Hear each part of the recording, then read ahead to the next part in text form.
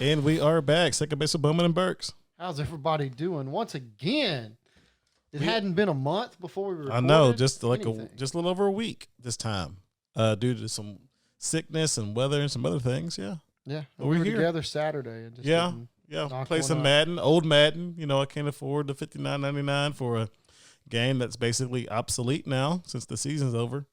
So Do you think they'll ever have like a Madden subscription to where you pay whatever per month and then it? I wish they would. I think they're getting to that point to where you just buy They pretty much have to. a blank disc and you just download the roster updates. Yeah, And that's whatever all it'll be. updates, yeah, I it'll think you be just- live, and you won't even actually have the game. They'll just have the subscription. That would be fun, but that would cost too much money. What do But you mean again, it it's costs so Madden, much so it'd be like $10 a month. yeah, $10 a month. If you play it very often, that's no big I'd deal. see it. I could see it. So- I'd pay for it. I ain't gonna Yeah, lie. because I mean, how much is the regular Madden game? 50? $60, 60? Okay. $59.99. So there's 6 months worth right there, but you get updated, and maybe they can set up a deal with the XFL and get XFL players too. No. Why? That's a whole. Are you other- against the XFL? I'm not now? against the XFL. I probably watch more XFL than you have. You probably have. I'm not against it Probably. at all, but that's the issue. The XFL shouldn't try to be the NFL and vice versa, so the two should remain separate. So Yeah. no, I don't like that idea. But if the XFL were to find a way to make their own game, because apparently Doug Flutie has his own football game. Really? Yeah, I heard it's decent at best. It's On like what a $20 like Xbox One, PS4. He's got a cheap, $20 entry level football game that you can play. Let me see what it's called. But yeah, Doug Flutie has a. Couldn't you have just had an app for that? And I mean, But it's on consoles. It's not like Okay. It's not a simple. I mean, this Madden's got an app. You can play Madden on your phone. can you use a controller? Yeah, I think, but it's not like the same type of Madden that you play on a home console. It's more like you kind of pick the plays and it kind of does it on its own. Or I never played it. That's kind of the way I play Madden anyway. Yeah, so I we've just been pick playing plays Madden and let it go. 18 with Tom Brady on the cover. That's how long ago. It's before they got beat by Philadelphia. Yeah, that's that game. Actually, I think it was that game. Madden 18. Yeah, it was Madden 18. Is 18 that? No, 18's the Atlanta series, right? Season, right? Yeah. Well, it's based off the 17 season, so yeah, it'd be the Atlanta Falcons and the New England Patriots. That's the one where New England come back. 28-3. Yeah. Yep, 28-3. So it's that game. So in good news, I guess you can look at it as good news. Ryan Newman had that crazy crash. Oh, that was so nasty. You So think? nasty. I mean, Here's the thing about Daytona. Well, first off, our president was there, and he was there. Did he drop the flag? Ladies and gentlemen, gentlemen, start your engines. Did he do all that? I don't know if he dropped the flag. I know that he drove the presidential limo, took the first lap. Mm. Yeah, That did the sounds first very lap. MAGA right there. So, well, what are you going to do? I mean, when did Daytona do what Daytona do? Make NASCAR great again? Yeah, there you go. I'm good with that. But no, anyway, the big news is the Ryan Newman crash. It was apparently crazy, flipped up. Rolled. The car looked horrible. And they got him out, took him to the hospital, and today he's awake and responsive. So it's non-life-threatening injuries. I don't know. It may be career-threatening, but it's not life-threatening. So, but that's about all there is on that. Everybody's kind of, Ryan Newman. yeah, Ryan Okay. Newman. You said Randy Newman. No. Okay. 'Cause I'm looking at YouTube trying to find it, and I'm like, Randy Newman. That's No, the it's- dude that sings all the cute Toy Story songs. I have no idea Got who a Randy friend Newman is. in but- me. You got a friend. Because I can sing without being copywritten, so Okay. stop.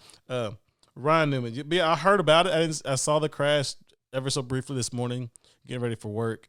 And because the Daytona 500 got delayed, it was apparently a rain delay Sunday, so Yeah. they didn't get to finish it. So they had to finish it up yesterday, Monday, and that's apparently when it happened. And I'm not a big NASCAR guy. I'm sure y'all can tell. Right. I'm not either. I'm not, but yeah, every time I think NASCAR and I think car wreck, I think Dale Earnhardt Jr. No, you think Dale Earnhardt. Well, Dale Earnhardt. I mean, I think him Junior too, because he kind of never lived up to his dad's legacy, like the way people wanted him to. You know, he drove the Mountain Dew car. I remember that. Well, I mean, it's not like I don't think Dale Jr. ever had a chance to live up to his dad's legacy. He could have won more races and everything like that, and he still wouldn't have been his dad because his dad was a NASCAR legend. Yeah, when he had a cool NASCAR name. Was he the Intimidator? Yes, he was the Intimidator. That's correct. But I mean, like I said, he was NASCAR when NASCAR was really popping. Mm-hmm. It was. So NASCAR has a brand problem. I mean, because for a while, who was the Rainbow Warrior? Jeff Gordon. And everybody hated him because I guess he was too pretty or too nice, he was just the rich kid, something, the California kid, whatever. And then Jimmy Johnson dominated the sport and won however many consecutive cups. I mean, it was crazy. Yeah, he was always there. He's kind of like the Patriots. That was just what he did. Yeah, I remember dating a girl long before I met my wife. So she's not going to listen to this. I can tell it. So I was dating this girl, and her mom were both like huge NASCAR fans. They're huge Dale Earnhardt and Dale Earnhardt Jr. fans, and they hated Jeff Gordon and all that stuff. A lot of people hated Jeff Gordon. Yeah, I don't know why. Well, anyway, kind of. I remember being funny. They're talking about NASCAR, and I was like, left turns aren't a sport. And you thought I would have said something about Jesus and God and was blasphemous against the church. Yeah, we don't want to get into too much of this, but could I go out on a limb and guess that they were white? Yes. Okay, all right. And it was basically throwing a round spear and another round spear as a sport. Dudes hitting each other, chasing a pigskin's a sport. See, I was like, people that like NASCAR, man, you don't mess with their NASCAR. They were in it. They had she had the collectors, like the commemorative plates, and all that stuff. Like, man, okay, I'm just gonna hardcore, brother, yeah. hardcore. So yeah, I wasn't. You didn't know what you were getting into. Yeah, I didn't. So the only thing I know about NASCAR is Talladega Nights, and see, you didn't even. So as a kid, you didn't even watch Days of Thunder. No, because I thought it was Top Gun on wheels, but Top Gun was cooler, so I didn't get into it. I don't know. Days of Thunder was pretty cool. I tried to watch that one. It's Formula One racing. It had Chris Hemsworth. Driven or something? No, that was a different movie. That was Stallone, I think. Stallone was in that, but he wasn't the main character. It wasn't Driven. That was another movie that came out a few years ago after, Chris Hemsworth, Thor came out. Oh, okay. No, Stallone did a pretty cool deal in Driven to where he'd drive up and flip coins out of the car, and then he'd come through and be humming, and anyway, he'd pick them up with the tires being hot. Yeah. He'd come by and pick them up to where they were all on the tires whenever he got finished his run. So that'd be fun. I mean, I think NASCAR's cool. I think that Ford versus Ferrari movie, if I ever get a chance to rent that, would be pretty cool to watch. Yeah, I was thinking about that the other day, too. Because I haven't watched a lot of movies as of late in theaters, which is kind of sad. But I would say NASCAR is one of those things that you need to go to one. Oh, yeah. It's kind of like hockey. Not a huge hockey fan, but if you went and saw a game, you could get into it. Oh, yeah. I mean, I can watch hockey. Yeah. I don't have a problem with hockey. I mean, Waco used to have a Waco hockey team. Yeah, well, you could watch NASCAR, too, if you got to go and experience the whole thing. I guess. Because there's a bigger tailgate scene at NASCAR than there is at any football game you want to go to. I think that would be the thing. I think the experience of being at a race would not necessarily watching said race. Maybe. Because I wouldn't know. Now, they do some cool stuff. I guess they still do this when they were trying to help its popularity back in the day. They would give you a radio or a headset to where you could hear your team, like your driver and your crew chief and everybody talking. Yeah. So that's kind of behind the scenes before anybody else had people mic'd up. My thing is, I don't know who the guys are now. Well, you'd figure it out pretty quick. I know you would, but like you said, a branding issue would be the fact that, when you're talking about a sport, if there's no name or names attached to it, good guys, bad guys, villains, stuff like that. I don't know anybody. So Yeah, I've sat here and tried to think of sports that are better, like if you go and watch them and experience them, and I've pretty much come up with like 3 sports. I would say golf, Golf is one. NASCAR, and hockey. NASCAR. Well, we'd already talked about hockey, so I was gonna say like Cricket. like PBR or Bull one of riding? the big pro rodeos. Yeah,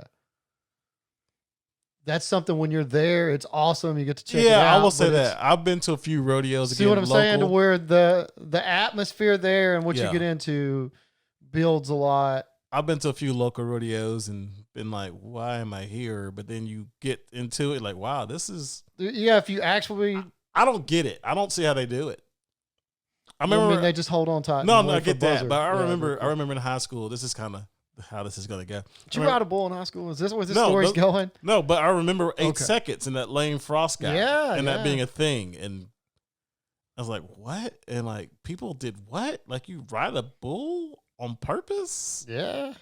And yeah, that's And dangerous. you grew up in the country too. I mean, you grew up like more in the country than I did. Yeah, but not that country. Okay, not that kind of country. But no, so I went to a couple of rodeos. My wife was kind of in it. She's done county fairs and shows and stuff. And I'm asking all these questions like she would ask me questions at a basketball game or a football game, Right. whatever.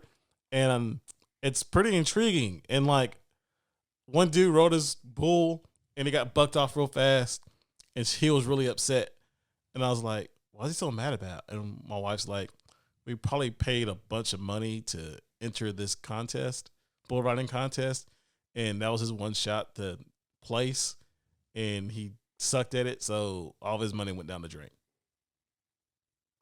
Well, for I that mean, night. Like, what? a lot of like- times you're just mad at yourself. I would. Well, that think. too, but it's just like, you don't get like 5 chances. A basketball game, if you miss a jump shot, you'll get another chance down the floor to do it again. Football, you have another series. Baseball, you'll probably have another at bat if Right. it's early. But this is a one. Bull shot. riding, Yeah. you got to shoot once and you don't do what you're supposed to do, you're done for the day. That's right. So it's whoever has the best ride So that it's like, night. son of a, like you pay like tons of money to Ah, enter. Well, between there's a lot of money that goes into it. there's a lot of money goes Training into and traveling. and Traveling is having a like nice the big trailer thing. and your saddles and all Well, that see, here's stuff. the deal: Bull Rider doesn't have a trailer or a saddle, man. Well, but the other Because you hadn't watched a bunch of movies about bull riders, because they'll ride around in Cadillacs and stuff like that. They just show up with their rig, sit there, hook it all up. the other dudes who are roping and Now, all button those guys, busting and yeah. all I those mean, dudes, you're yeah. looking at high dollar horses. You're looking at all kinds of stuff. And then Bo- to go rodeo, you've probably got some kind of camper with it. Yeah. And somebody, a lot of times, I mean, it cost a bunch of money. So I rode an electric bull a couple of times and that was an fun. electric bull, okay. Yeah, that was fun. I didn't go 8 seconds though. Had to be alcohol involved in No, that deal. no, it was at a Santa shop. A Santa shop had a bull? Yeah, a mechanical What kind of Santa bull. shop were It was you like at? in the one in College Station, Santa's Wonderland. It has a It had a bull at one point. Yeah, we were waiting in line for a bull riding pit, okay, a little mechanical bull, and I rode it for I got a video somewhere. okay. All 8 seconds you made Oh it? no, I didn't make it. No, Okay, probably made it 5. okay. Which is probably That's all 4. It's like, well, have you ever seen Urban Cowboy? I've seen parts. Okay, so there's you a mechanical bull ride movie right there. That was the thing. Yeah, That was it. that was the thing, man. Okay, I'm not missing. I didn't miss anything. Cool. Oh, you need to watch it. I mean, it's great. Is it John Bubba and Travolta? Sissy, John Travolta, Sissy Spacek. yeah. Yeah. Is it Sissy Spacek? Let's find out. Probably- it may IMDb be. it. Maybe. I don't know how our sports podcast got off on Urban Cowboy, but that was one of my mom's favorite movies growing up, man. So I had to watch that thing all the time. That thing's old. We had it on It's a VHS. 40-year-old movie. They used to sell the little license plates that said Bud and Sissy. Oh, it's Deborah Winger. There you go. There Scott you go. Glenn's in it. I'd watch it for Scott Glenn. I like Scott Glenn. Which one's Scott Glenn? He was Wes. Oh, so he's the bad guy. Yeah. Bad guy. Who's his uncle? Let me hit another button. Okay, you got to get deep into the cast here. It's got some fairly big. Charlie Daniels was in it. Okay, Charlie cool. Daniels played at Gillies. Barry Corbin or Mickey Gilly. No, Mickey Gilly, man. Don't say Mickey Gilly like you don't know who Mickey Gilly is. I don't know who Mickey Gilly is. Oh my goodness, dude. I'm gonna look this up. Come on, the honky tonk scene back in the 70s. I was an 80s baby, so how would I know that? I was too, but I'm just telling you. Ever heard of like clubs called Gillies? Yeah. Okay, that was him. I never went to one. That so was again, him. They have one at I think Choctaw up in Durant, up there at the casino. I'm pretty sure they have a Gillies. I will look into that next time I'm in Oklahoma. Yeah, I mean, it'll be a while. So maybe not. You don't know. Your mother-in-law could go up there anytime. You're my mother. You know darn well that my mother-in-law is not going to Oklahoma. What? She doesn't like it. Oh, for some reason, she likes to bounce around She likes Shreveport because she can bounce around to different places. Yeah, I know. She don't like Choctaw. There's just one last building. Last time we went up there, anyway, she said it was too much walking. Yeah, because it's only one building. She likes to find her. It's one huge building. Yeah, it's one huge building, not like 18 different tiny casinos. Yeah. She hates Margaritaville too.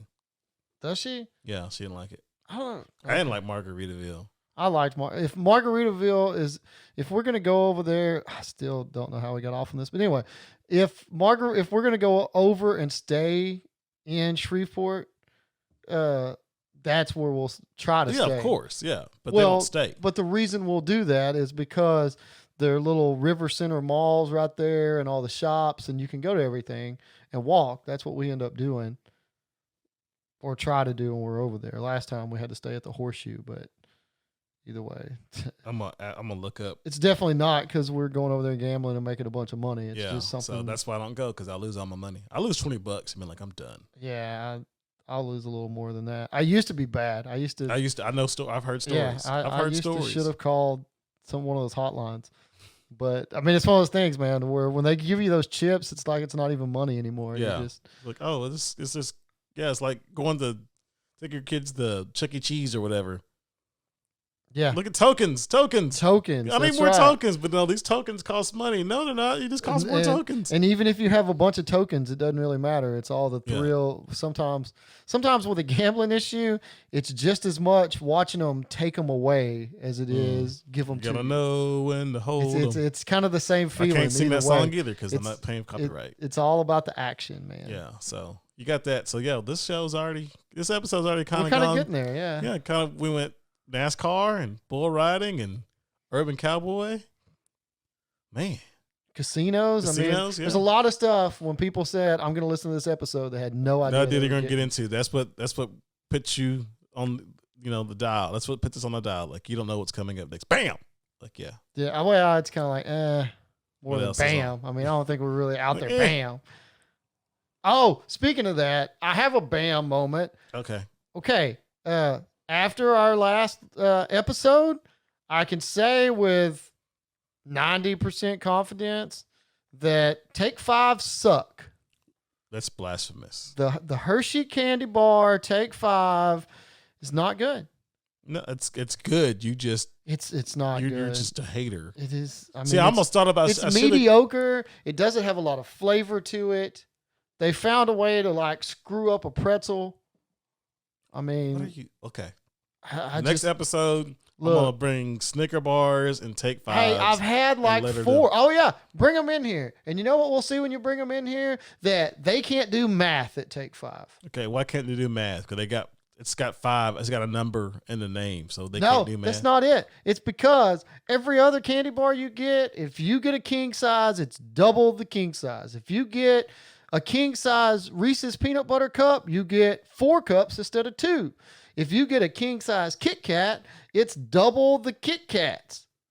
If you get a king size Take 5, it's 3. The regular comes with 2, and the king size is 3. Well, are they bigger? No. It's the same. They don't alter their manufacturing process at all. They don't add an extra pretzel in there to make it a pretzel. No, it doesn't. It's all the same rectangle pretzel with whatever's in it. And I'm telling you, most overrated candy bar that I'd never heard of before the Super Bowl ad that I can think of. For you to be such a fan of it, I enjoy it. Like it's. I guess I'm not gonna back down from it. I enjoy the candy bar. I'm not gonna back down from it. well, you don't It's a have to good candy back bar. down. I just. It's not a Twix. It's not a Mr. Good bar, but yeah, I'd put it up. Okay, Me personally, so I'd put it above just a so we Snicker. know, like Twix and Mr. Goodbar, your top candies. Oh yeah, Your candy bars. That's Twix. it. Twix is my number one candy. I like Twix. It's not Twix is my my number number one. one. I like that cookies and cream they got right now too. Not my number one. Like used to be M&M's back in the day. I can't stand M&M's now. Oh, I still love M&M's. I can't do M&M's. Still love Like M&M's. the hard candy coating. So pretty much, my top candies would be Reese's peanut butter cups It's in my top 5, yeah, but not one. or M&M's. That's kind of my go-to right there. Peanut butter M&M's. Let me be specific. No, I couldn't do that. So I mean, I don't like M&M keeps trying to do things with different flavors. I'm not a fan. You put peanut butter in it, you got it right. Just leave it I think alone. I like M&M's, peanut M&M's the best back in high school because I could buy it at lunch and stick it in my starter jacket and get a little thing at a time and fake a cough and pop a few in my mouth to eat and not get in trouble. That's why I like M&M's. But yeah, now I don't have to worry about that. When were you doing that? Junior high and high school. Junior high? Yeah. Yeah, I had my starter jacket. Yeah, starter jackets were real popular. My Philadelphia Eagles while and you the were, Minnesota Vikings. While you were stuffing M&Ms in there and coughing and doing all that, we got in trouble on I guess junior high. It may have been junior high. Pretty sure 6th grade, 6th, 7th grade. We got in trouble. We went and watched Apollo 13, I want to say. And dude snuck beers in their starter jackets and were drinking them in the bathroom. Wow. I can't say what might have happened in my classroom. Right, but that was hardcore back then, man. Yeah, back then, yeah. Well, things have changed. Times have changed. They're still hardcore today. It's just different hardcore. Yeah. Yeah. I think kids back in our day were worse and did more outlandish things. You think worse? Yeah, I think so. Because I mean, people talk about how bad kids are today. So. Oh, I'm not saying they. I mean, I work at a high school. I'm not saying kids can't have the propensity to be bad, but I think the issue was the bad kids were bad. Yeah, I mean, like like you said, like brazenly IDGAF kids. Yeah. So you got a couple of those now, but they wouldn't do what kids back then were doing. Like, I don't think a kid's gonna sneak, like in class, they snuck beer into the school or at the theater. They snuck it into the theater. They took it on the trip on the theater. Now nowadays, kids would just get drunk before they got to the Okay, bus. well, to get I on. mean, I also know some people way back in the day in band trips that got in trouble because they had put alcohol in shampoo bottles and were drinking it on the bus. And these are people that I consider friends and intelligent people to this day. And that was one of their not so intelligent moments. Yeah, I would think most kids nowadays would just get drunk before. Maybe. And then they probably have it with them on the trip, but they would definitely. Yeah, not giving anybody any ideas, but I mean, it started with they would take sports drinks, pour half or 3/4 sports drink out, add alcohol to that. Yeah. So that's why you can only have clear water in class. Right, which I mean looks just like vodka. But you can freeze water, so. You got to freeze it? Is that what you got to No, do? you Y'all water. keep freezers No, in there? no, Your water didn't freeze. It's some kind of special thing. I have a kid in my class that would put like creatine in his water in my class. He's like, Brett, you got a piece of paper? And he'd make a little funnel. Creatine, some water, sports drink packet. I'm like, what are you doing? Like, I'm trying to get bulky, get bulk. I'm like, oh, okay, that's cool. So, all right, 25 minutes in, we've been talking about everything but some sports. Well, I mean, but we were on the same topic here. Yeah. Of take fives are good, by the way. Okay. Anyway, crappy sports opinion over here. But on the same subject of people sneaking alcohol in and doing things wrong, let's talk about the Astros. Oh yeah, they can. Oh man. What? I mean, their owner is. He's got to be somewhat intelligent. He's a billionaire. He's a billionaire. Yeah, he's got a lot of money. Let's having a lot of money doesn't make you intelligent. Well, I mean, he's got to be intelligent to I don't earn a think lot of he's money. he's definitely not great in press conferences, and I don't know who wrote stuff down for him, but directly asked about how the cheating scandal and sign stealing affected the game. He said, I don't think it affected the game. And then on the very next question, like 15 seconds later, he's asked, well, why would you say it didn't affect the game? I never said it didn't affect the game. Yeah. So, see, yeah, I heard that. I heard the whole press conference was just garbage. Yeah. And the they guys, didn't know them, and they did no favors. Vegas come out today or yesterday and set the odds on the number of times that Astro players will get hit. See, I was just about to say that. Because last year it was like 42 or 43. And this year it's in the 80s. They're thinking. Yeah. Well, that's something after all this has gone on. That's one of the things people were talking about, how Rob Manfred, the Major League Baseball's commissioner, basically said you're going to get the maximum penalty if pitchers go after players throughout the season, which meant, read between the lines, which meant, hey, Yankees, Dodgers, every team in Major League Baseball, don't throw balls at Astros batters. It's going to happen. It's going to happen. It's going to happen a lot. It's got to. I mean, and I would because Manfred's leaving it to be settled on the field. I mean, that's I would love to watch the Astros play anybody. They're going to be must-see TV this season. Maybe. No, they're going to be, because you're wanting to see what's going to happen. The only thing on that is Altuve is a small target to be getting thrown at. You can just duck. It's kind of like this. It's kind of I mean, you're gonna have to aim for like his thigh or something. You're gonna to be able to hit him. And but what a guy this character is, man! Like you start seeing in adversity, like people's true colors, and oh my goodness, have you heard about the whole tattoo thing? Yeah. It's crazy. That's stupid. That's why I didn't want his jersey tore. There's an ugly tattoo on his collarbone. Hold on. There are pictures of him like in July when he didn't have the tattoo. Yeah. And he had to get it before now in order to be able to say, no, that's what I was doing. That's why. Yeah, like I saw that pictures, like the comment, I wanted to hide a tattoo, and then like he's like standing with a bunch of dudes in a lake and everybody's got their shirts off, and he's like the guy in the middle that's like a foot, 2 feet shorter than everybody else, and he's like, there's no tattoo on your collarbone. There's nothing there. It was in the works. It was still, we were working on it. That's why I didn't want to see it unfinished. Didn't want the unfinished tattoo to be seen. So that's just dumb. Like,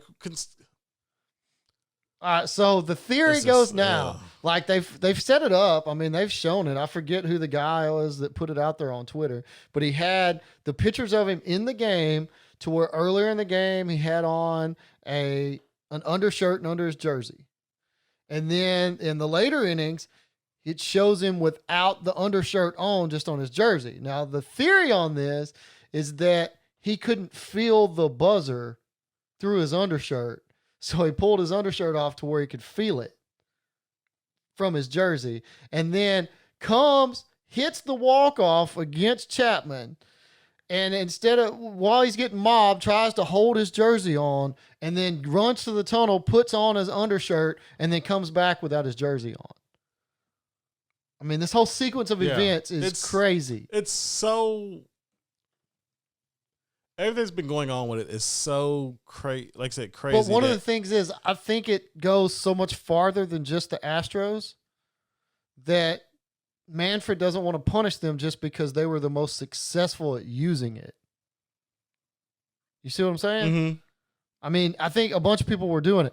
A la the only person to come out and say, hey, why don't we not be so hard on these guys is JD Martinez, who is with the Red Sox that we already know was doing the same crap when they won in 18. So why aren't they catching flack as much? Because we're not. Their investigation isn't over and their ruling hasn't come down. Okay, so I was wondering when that happens, it'll be just as bad for them. So it's going to be funny when the evil empire, the Yankees, are like the only one standing from all this going, I can't believe we weren't doing this. Mm-hmm. But that leads me to believe that I can't believe they weren't doing it too. Yeah. I mean, I guess it's one of those things like until it's a kind of a, I mean, we as fans kind of just like disregard it, but everybody's still in signs. It's been done forever. But when you create a sophisticated system to do it, it's the electronically relaying the message. Yes. And you exploit it in a way that no one has done it before, and the results of it end up with you winning a championship and your at home batting percentage being statistically like almost an anomaly in a sense, that you're so much better at home than you're on the road hitting the ball, like not 100 percentage points, 300-400 percentage points better. That it raised some eyebrows. You said the batting average for the right. You said it, I think last time, or somebody was talking about how they're batting over 400 at home and just under 200 away. So I mean, it's 200. So the numbers. I mean, that may have been like a certain player, but still, like team, that's a big jump. That's 2 extra hits for every 10 at bats. I know. That's a lot. It's definitely a big deal. That's a whole lot. But I don't know. Like I said, I've heard a pitcher say that he would rather him be juiced up.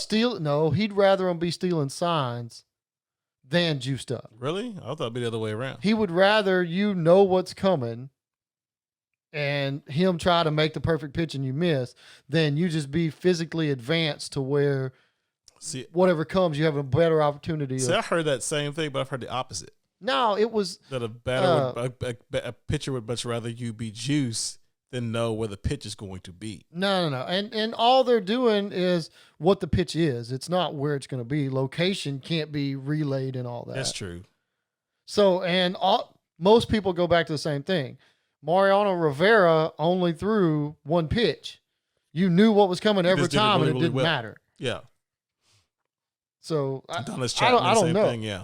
I mean, he threw it 108 miles per hour, over 100 miles per hour. I guess it doesn't matter what you throw. Well, I mean, that's the deal too. Yeah, I mean, if Chapman's throwing, it's coming in fast. You've still got to get the bat to the ball. So, can I ask this question? Yep. Did this come about more since Major League Baseball started doing the analytics more so this last handful of years in terms of just throwing out as many pitchers as possible during a game?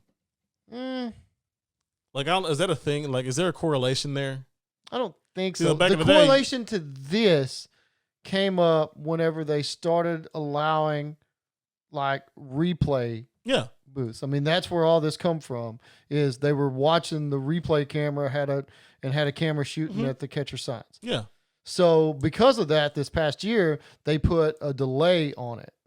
Now a lot of people are saying that's why the Astros had to change to the little buzzer thing, because you had to relay it quicker. It's crazy that. I mean, I'm pretty sure at some point every team did something. I don't know if it's as sophisticated as a buzzer or a trash can banging. And some of the systems may have been way better, and their people just didn't have the talent to do as much with it. But it's just crazy that you look at a sport, like say, but let me ask this question, like, would it ruin the integrity of the sport if you found out that every team was doing it? For me, no. Yeah. I don't think but I'm also a guy that steroids didn't ruin the integrity of the game. That's what I'm saying. Like, I think if you got to the point to where every team was like, we did it. We did something. I mean, look, they're trying to find ways to make baseball faster and more. Hey, why don't we just put up there what it is? Let the pitcher and the batter, catcher, everybody stands, everybody knows this is what we're calling for. I think why would that be a bad thing? Spin the wheel like this inning. You can only throw sliders. Well, ding, ding, ding, ding. Maybe what if you get a pitcher who can't throw a slider? And then you're just out of there. I mean, but I wouldn't have a problem with them saying, "Hey, look, this is what it is." I still want to have this idea, and if anybody does it, I want to get some kind of royalty off of it. I want to have a steroid baseball league. Yeah, me too. Your players would be healthier. They would always be available, and they should be better at what they're doing. I still think that baseball should cut their season about 20, 30 games. But nobody wants to give up that kind of revenue. I know they don't, but But if nobody, look at it, nobody starts a baseball league to compete with the MLB. No. There's just nothing that even comes close. Because they own all the smaller like leagues. Leagues, yeah. That's the other thing you can't get into it. Like I think you could. I think you could have to have like maybe older retired people, possibly, and do it to where it's more of a home run derby. Like a rock and jock baseball league game thing. Like bring out very gimmicky your stud pitchers, even if they're guys that couldn't make it in the show, but they throw hard or they have nasty stuff. Bring John Rocker back. I mean, just bring somebody out there, put them up there, and let them throw. And I don't even care about fielding. You know what I'm saying? Mm-hmm. To a large extent, you just have an awesome pitcher go up there and an awesome batter, and y'all get after it. We'll just do like home run derby baseball. But I want the pitcher to have some importance in it. Yeah, I'm saying let's get your best batter and give him 10 swings of the bat against the best pitcher, and just have other dudes run around the base. Well, but I mean, I don't even know as though you need bases. I mean, like I think there should be some kind of game to where you could do to where it's just these guys going out there against the best pitchers. We're gonna create basketball too. Well, pretty much, I guess. We're gonna create a new sport. We'll figure it out. Yeah. There's got to be. You get the pen and the pad at work, and you start, doodling, and we'll make it happen. I'll try to work on that. Because I mean, I'm telling you, there's something for that. If you could go to a place to where you knew this guy was gonna hit a bunch of home runs, and that's pretty much the whole point of him being up there. He's either going to swing and miss or he's going to knock it out of the park. You could use juice balls. You could do whatever and make that a spectacle. You know the funny thing about all this is, well, not so much funny, but it is kind of funny. So within the midst of all this stuff with the Astros, I mentioned it to you earlier, someone has been suspended by the league. Yeah, with the Houston Astros. The Houston Astros have suspended a player for the entire season. The league has suspended a Astros player for the entire season for doing a horrible, horrible thing. Taking PEDs. Yep. They and lost their season. It's like a pitcher that's in the minor leagues. Astros right-hander Francis Martez has been suspended for 162 games without pay for violating MLB's drug prevention and treatment program. This guy's coming off Tommy John surgery and a prior suspension and has not pitched since 2017. Yeah. So there you go. He was just trying to get back. Yeah. So he hit the third suspension or the second one. Second one. First one's 50 games. 80. The first suspension is, if you don't know, in baseball, with this new PED thing they had a few years back, the first suspension is a big chunk, 80 games. Second suspension is an entire year. And the third suspension, you're banned for life. Yeah, until you get reinstated. Yeah, like you're gone. Yeah. Oh, speaking of bans, we can transition right into this. All right. Your boy, Myles Garrett. Ain't my boy. He's your boy whenever he starts acting crazy like this, man. No, that ain't my boy. I've never been a Myles Garrett Tomlin called him to the carpet? Oh, yeah.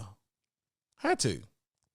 I'll listen to Golick and Wingo this morning, and they had Ike Taylor on talking about all this, and he said something great about the whole situation. So if you haven't heard, of course you have.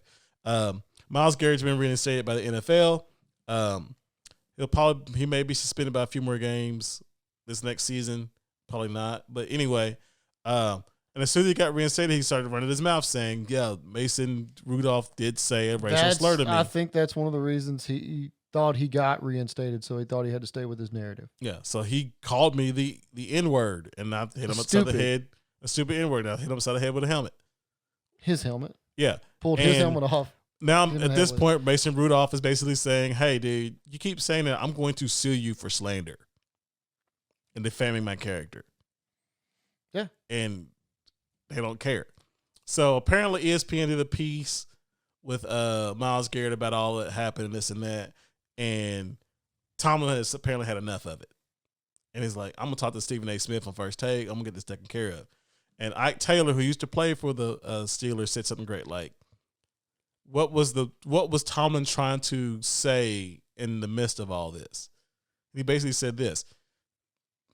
You now know where Coach Tomlin stands. Mm-hmm. You know his position on it. He doesn't have to speak on it again. the distraction for him is now gone. And I was like, that makes sense. I don't think it is. It's not gone. I mean, it's not. Everybody's going to talk about it. They're going to play 2 times this year. They're going to talk about it, but they're not going to. But if you're as Coach Tomlin, what are your thoughts on the? You saw the ESPN. I think what Tomlin had to do was get out ahead of this because nobody else on the field has backed up Garrett's story. You know what I'm saying? Mm-hmm. I mean, and a lot of the guys that were out there, I mean, it's not like that would play in his own locker room. You know what I'm saying? So I think Tomlin had to get out there and be like, look, y'all are saying this. There's nothing to back it up. You're tearing this guy down. And we for sure would have a problem with it. It's not like we as an organization would tolerate that from one of our players. This is a quote from Tomlin talking to Stephen A. Smith. This is from the Big Lead. It says, quote, "It was a thorough investigation done by us in the National Football League.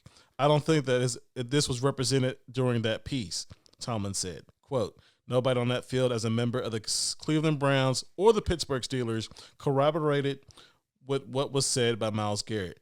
It was found by us in the National Football League, and at no point during this piece this weekend that was stated," end quote. So, like, Tomlin's just basically saying, he's saying what he's saying, but we can't just believe every time somebody calls that. He's saying that my backup quarterback Mason Rudolph said this horrible thing, but nobody besides else Myles agrees Garrett that he said is it. Right. saying that he said it. Not his teammates, not his, our guys. Here's the thing, and I've watched enough NFL films and know dudes say stuff to each other a lot. Yeah. A lot. And it may not be the N-word, which for many people would probably be the dirtiest and ugliest and nastiest word in the English language. But I've seen dudes say some things, heard them say some things. Well, like, okay, oh and here's the deal too. Marquise Pouncey was in the middle of all this. What if it was him that said it? Yeah. I mean, you know what I'm saying? Mm-hmm. He's literally right there in the middle of it. So if it was said, should have heard it. And if he's the one that said it, then Garrett's mad and smashing the helmet on the wrong. But here's the funny thing. Here's not funny, but here's the interesting thing about that word in particular and how it's being used in this context of a quarterback who just happens to be white and an NFL player, defensive player who just happens to be black going through this. I try to get my kids, I teach English, I try to get my kids to read Of Mice and Men, the book, John Steinbeck, 1937. Mm-hmm. And I know the play fairly well. The book's very similar. And we're reading through chapter 1. I was out sick. I had the kids read chapter 2. I read chapter 2 before I went back to school to kind of refresh my memory of what was going to happen. Where you were at. Well, page 20 of this particular book you were remembering some very specific details. At the top 1937. First of all, you just dropped that on us, threw it out there. Yeah. And then page 20. Okay. Page 20, first sentence, they referred to one of a black stable boy as the N-word. Mm-hmm. And I read it and I heard it and I was like, oh, crap. You're like, I forgot that was there. And then you read through more chapter 2 and it shows up a few more times referring to this man as the N-word.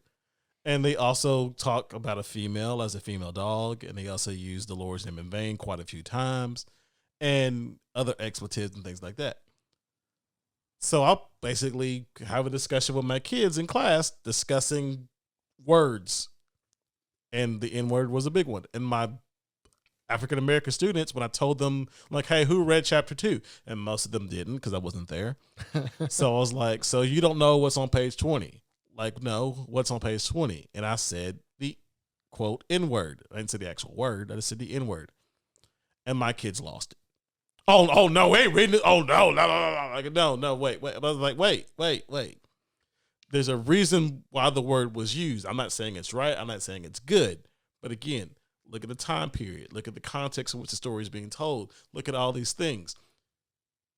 I'm not saying it's right, but what I'm saying is for that time period, the way it was written, it's a justified word. It's like everything else in the story. You just see the word. You don't see everything around it. But here's my issue. You have your AirPods in, and I know you're listening to the Baby or 21 Savage or whoever the hot dude is right now, and every other word, the N-word pops up. And you're perfectly fine with not just hearing it, but reciting it out loud in my classroom while I'm trying to teach. No, they wouldn't do that. No, they're like, they're in the corner, like, not like shouting it out to the masses. Right, yeah, I got you. But like, they're saying, like, so we have an issue here. But again, it's like a word, that's a powerful word. A powerful word. And we've had this discussion before, too. And I know it's a powerful word for a lot of people, but where does the word's power come from? The context of which, the connotation of what it means. It's to people. all what you put on it, right? Yeah. What it means to you. Because I heard a long time ago, yes, you are who you answer to. So, and we just live in a culture that it's exactly like what they want to do. Tell me something that I can get upset about, infuriated about, and then I don't want to hear anything else about it. I can just shut down there because that's the end of it. I'm done. So long story short with my story, sent the letter home, told the kids, we discussed it, talked about how books are banned and stuff like that. Had a pretty good discussion. Kids kind of got like, okay, I see it. I get it. I understand it. Yeah. All right. I can ride with it. I don't want to see it. Are you going to read it when we read it? Are you going to say the word out loud? Like, no, I'm not going to say that word. Right. I'm not going to say that word. No, you know what you're going to do? We're going to read it out loud, and you're going to call on some poor white kid and say, no, okay, here we go. I got to tell kids, like, don't say it. You see it. You know it's there. We all know it's there. The B word's in there. Don't say it. But they're going to say it. They're going to be like, no, it's in the book. I'm going to be like, yeah, it is in the book, and I'm going to skip it. Or I'll play the audio book online and let that dude read it and say it. I'm not saying You're still playing it in the classroom. I'm surprised you haven't got letters and you haven't got people. No, here's the thing, though. I was going to. Kids being kids, I'm sure it has nothing to do with the words being used. I actually take that back. 3 or 4 kids told me specifically and brought the paper back that I signed to them to let their parents know we're reading it, and there's some language things in there, and they need to know about it. 3 or 4 kids came back with it being, no, my child cannot read this book because of the content of the book. Then I have another 80 kids who just didn't bring the note back. Right. So I can't read it. So we're going to find another book to read. Okay. Because I'm not, again, I told the kids, like, I don't want for that exact thing you just said. You would be on the news. Exactly. I said that. I said I would be on the news, and you'd have to answer, the principal, school board person, the superintendent would have to answer to a parent posting a Facebook post, calling a news station, asking why the reading of Mice and Men. Like, they probably read of Mice and Men in high school when they were in high school and didn't think anything of it, but now their kid can't. So I was like, I'm not doing it. True. I'm not doing it. I'm not in this cancel culture, not doing it. And I remember reading it. Like, I don't remember page numbers or anything like that, but I mean, it's a pretty good book. Yeah. I mean, it's a great story. I love the play. I would love to show the kids the movie. It's awesome. It's a great story, but it's got stuff in it. You can't, yeah. And if I just threw it out there willy nilly, people are like, wow, you let your kids read that? Like, yeah, that's what's bad is like you can't expose them to this literary art because of the fear of someone's going to get offended. And again, it's been on the books for over 80 years now, almost 80 years. And it's been banned all over the country at various points in time. Right. For various reasons. Sometimes it's I told the kids straight up, like, yes, the N-word's in it and it's bad. But guess what? I'm not going to say it, but I know enough about the word and why it is. I have a bigger issue with the Lord's name being used in vain in a book in the way that it's used and having to say that if I had to read it out loud. I have a bigger issue with that. Or calling a female a bee. I have a bigger issue with that. Then I would feel more uncomfortable doing that than saying the N-word in a book. Society today doesn't put near the stigma on either one of those. Yeah. Again, some parents, I mean, but... And the parents, I'm just going to go out on a limb and say that the parents that said, no, my kids aren't going to read this, more than likely did the same thing the kids said whenever it come up. And probably were like, no, if that's in there, you're not going to read that. That's crazy. Yeah. So. and That's not know fine. the story. I I mean, thought like we'll just some kid ruined it though anyway. He said there's a Family Guy episode. Just check it out. Stewie kills Brian. Like what? don't say that. Like yeah. So just watch a Family Guy episode. So that kind of so Family Guy is completely okay. There's Family Guy nothing screwed up a lot of offensive or anything like that in Family Guy is at all. offensive on purpose. Yeah. So on so many levels. so yeah. It's a good so show. yeah. So Major League Baseball's got some issues. The Astros are gonna be fun. Globe Life Park's being built in Arlington, right next to the old Globe Life Park, where the Field. Dallas Renegades are 1-1 after beating the Los Angeles Wildcats in Week 2 of the XFL. Crazy. Andrew Jones and Bob debut. Stoops have done it again. Done it again. Yeah. The old U connection has paid off. Don't pump it up like that. They couldn't hardly score the ball until they started running. Just like you learn in Madden. That's right. I did learn so that. just in like Madden. basic football. Yeah. Basic back football. to the principles, the basics. What do we do? So have you watched the game yet? No. For the XFL? I've watched 2 halves, but not of the same game. Yeah. I think the XFL, again, last time I was here, we talked about the start. So we didn't talk about the first week of the season. Last week being the first weekend after the Super Bowl. And then this past weekend, Saturday and Sunday, was the second weekend. They already have a problem.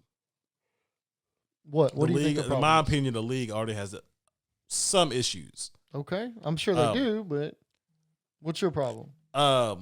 Points is the first thing. You mentioned points. Quarterback play. Yeah.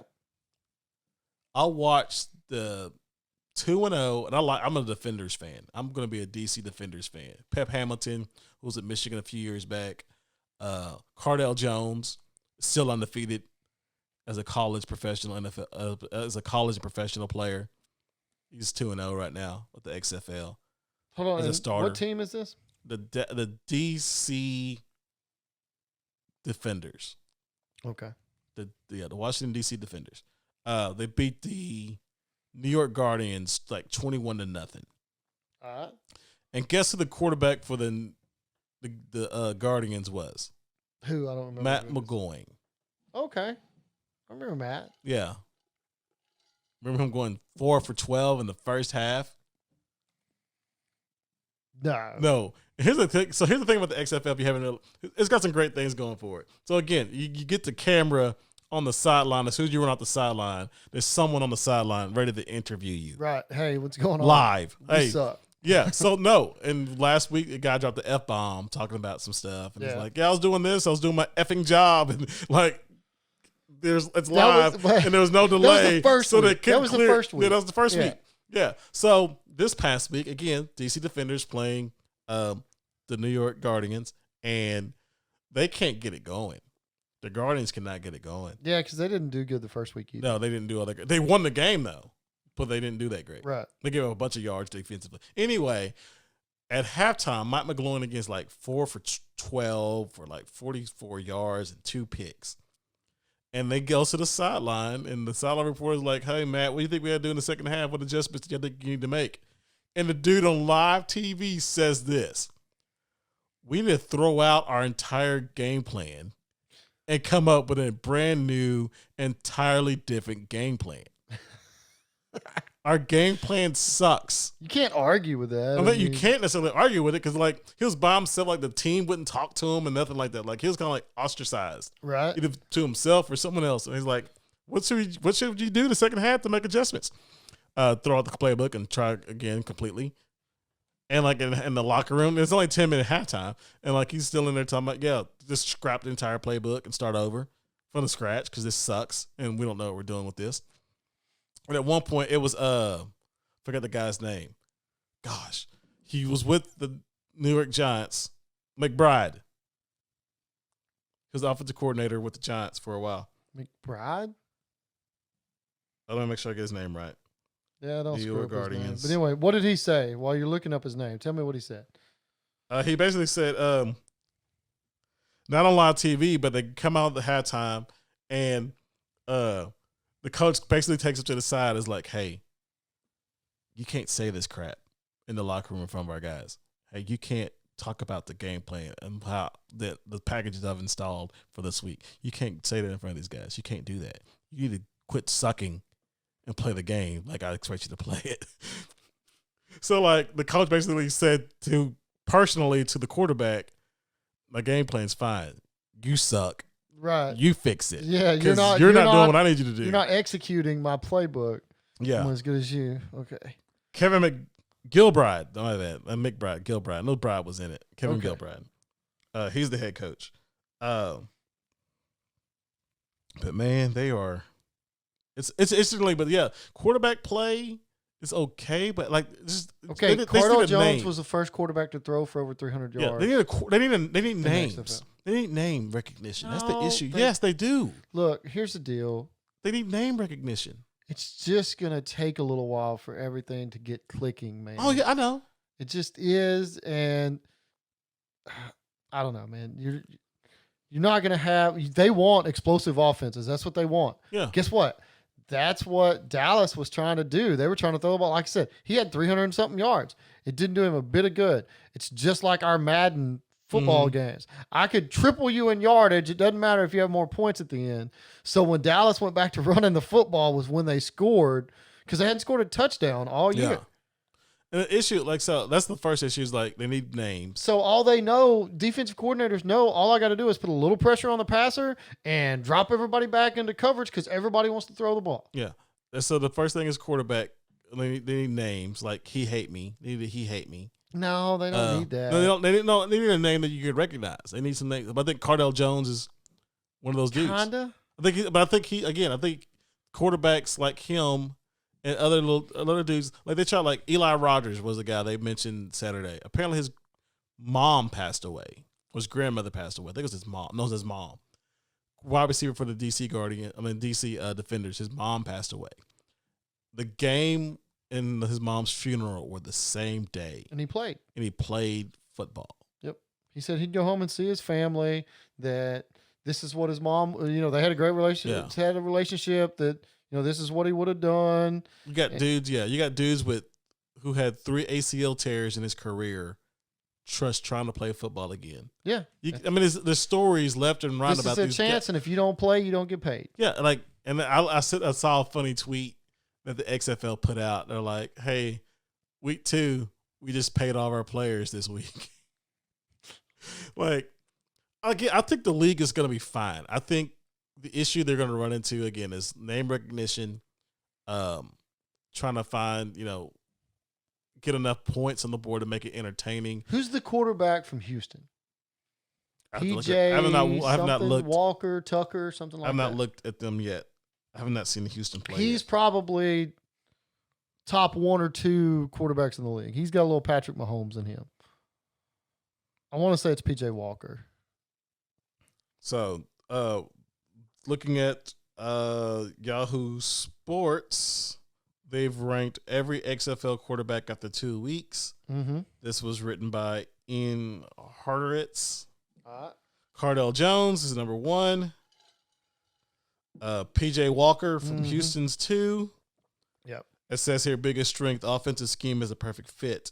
Biggest weakness, struggles when forced to get rid of the ball quickly.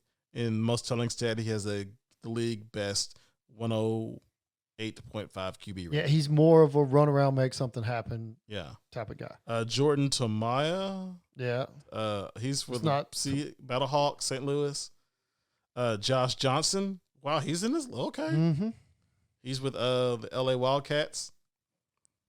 Landry Jones for the Dallas Renegades. His biggest strength, accuracy. Biggest weakness, coverage recognition. Brandon Silvers. He's with the Seattle Dragons. Quentin Flowers. The Tampa Bay Vipers. They suck. Marquise Williams. Oh, yeah, he's the New York Guardians. Yeah. Matt McGowan. Oh, my gosh, he was so bad.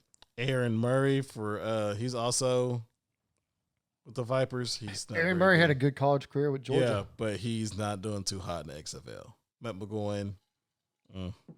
It says here, Matt McGowan, greatest strength, experience, What do you think his greatest weakness is? I don't know. Pretty much everything else. No, he doesn't. That's what based on this article. Man. That's what they said. He's ranked 10th. His experience is his greatest strength. His biggest weakness is just so I know, how many teams are there? Oh crap! I want to say 8. 8.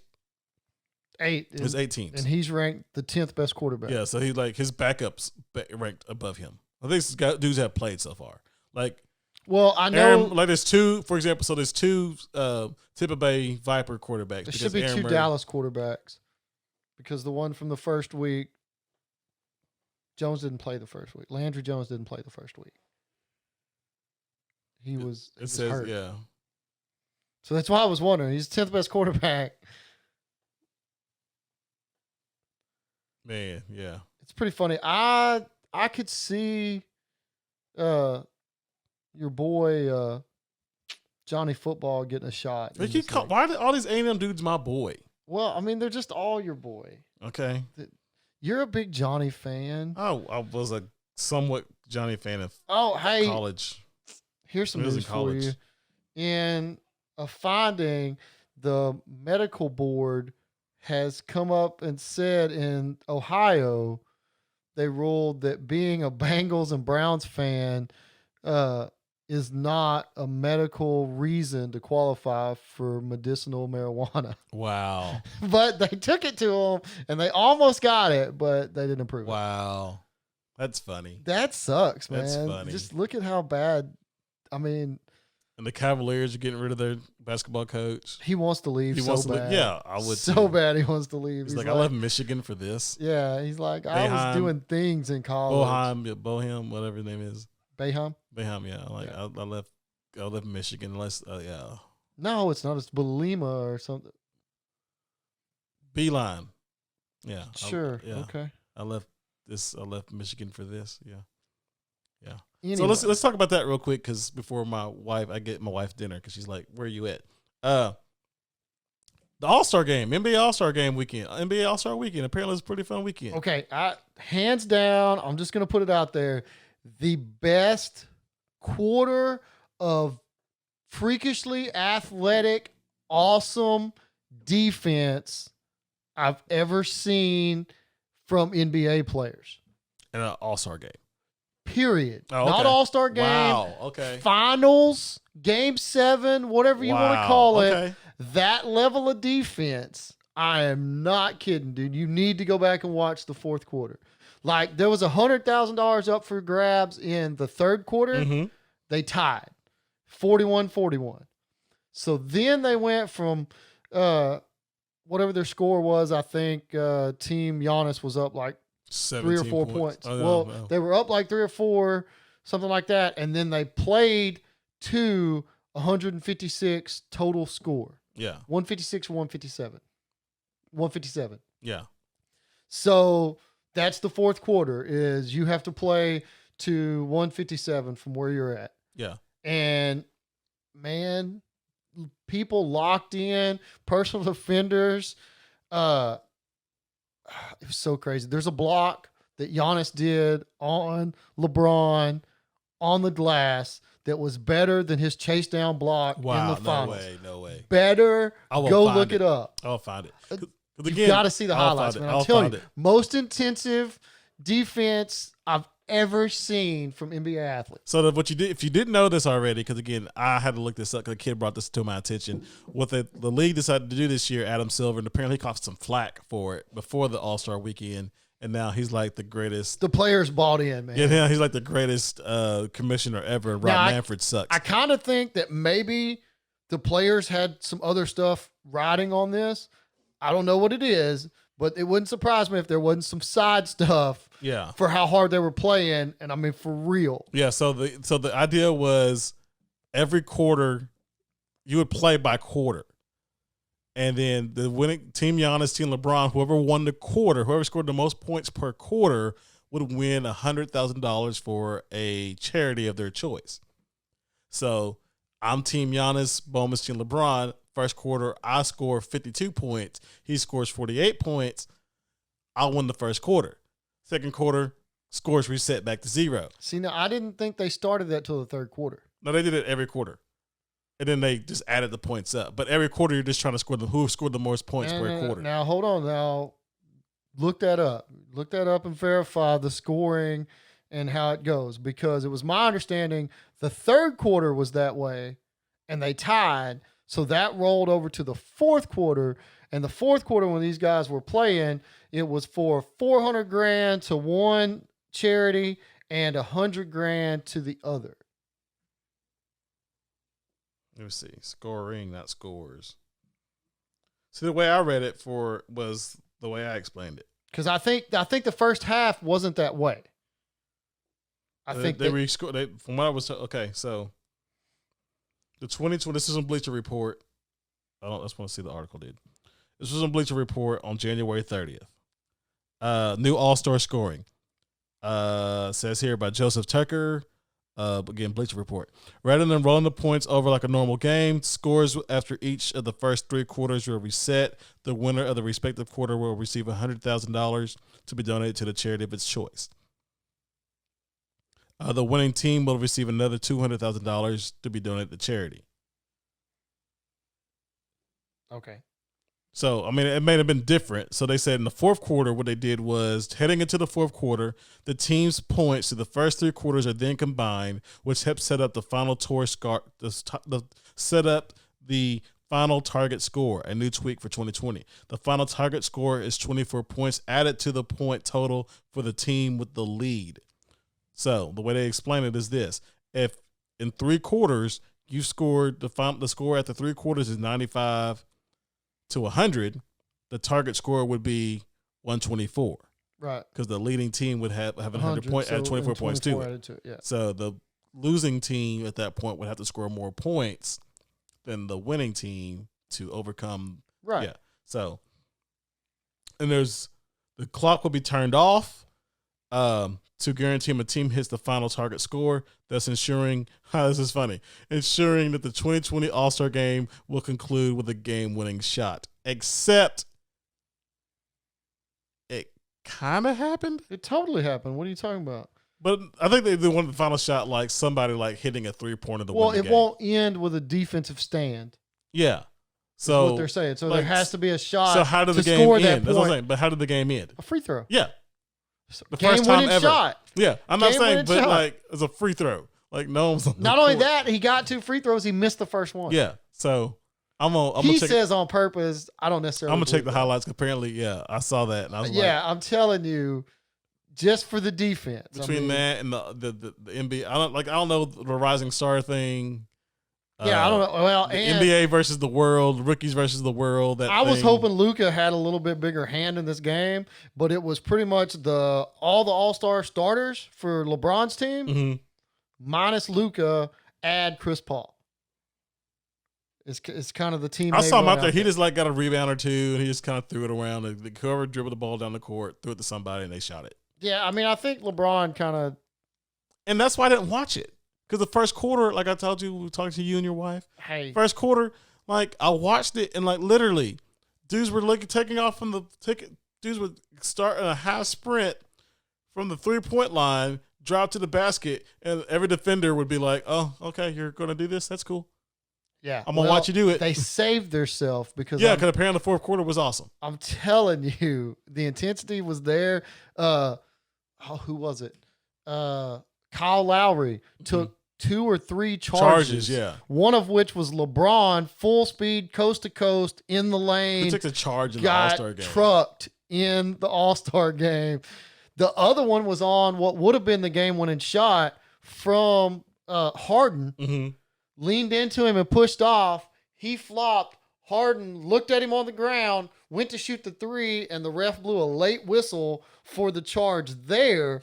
Harden makes the 3, would have been game over. Wow. See, I got to watch this. So you just ruined that for me.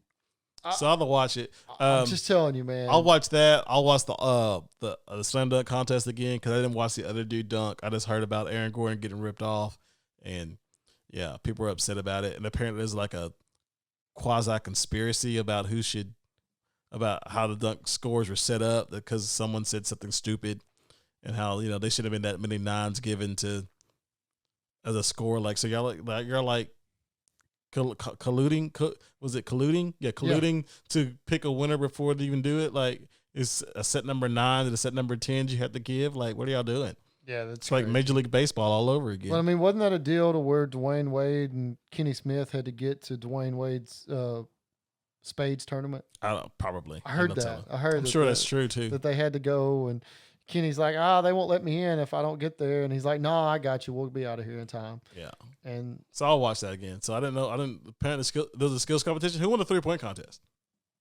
I looked it up for you folks. Somebody you're not gonna think did. Apparently, Trae Young like stunk it up. He had 10 assists in 10 minutes in the All-Star game, though. I still have to go with the fact that the NBA should have a NBA Jam style game, 2-on-2. Every team in the leagues gets their 2 best players, and Joe Harris, Buddy Hield. There you go. And then Bam Adebayo was the skills competition. So yeah, that's the kid from the Heat. Yeah. Yeah, Joe Harris won last. Trae Young got eliminated in the first round. So Buddy Hield, he was lighting it up at just like Trae Young, he was lighting it up at Oklahoma a few years back. So yeah, maybe more than Trae Young, really. Yeah. But so he's not quite Trae Young. No. Hey, how about that trade? I still love Luka, but I mean, I think either one of those guys you wound up being okay. Luka's going to be a better franchise player. Trae Young's still a heck of a young player. Yeah. Made the All-Star game. I mean, crazy talented. But anyway, you need to go home. That's like your homework before next week. I promise. When you watch that, you will text me and go, "Oh my God!" I'll do it when I get home, which will be in the next few minutes because my wife has already sent me 3 texts. Where are you at? I want my chicken. Okay. All right. Well, I guess we'll wrap it up then. So again, check us out on Facebook, on Twitter, and all that good stuff. Podomatic, iTunes, everywhere you can listen to podcasts. It's the Second Base with Bowman and Burks. We're out.